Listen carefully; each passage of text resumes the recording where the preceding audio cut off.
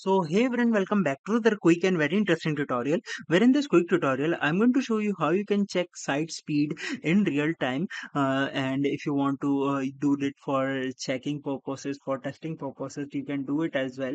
Now in order to do it, all you need to do is to just simply open any of the browser you have. For example, if I open the Google Chrome browser, here I have to search for page speed web.deb.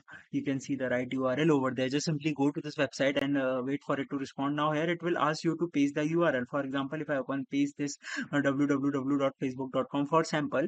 Now here let's wait for it to respond. Now here it shows, it has shown me the real time speed of that particular website that I have pasted the link. Multiple parameters are there. You can even check on the desktop or mobile as well, so that by this method you can easily test your websites. Alright, so that's it for this tutorial. I hope this video will be helpful for you. Make sure to hit the like button and subscribe button for more such helpful and interesting tutorials.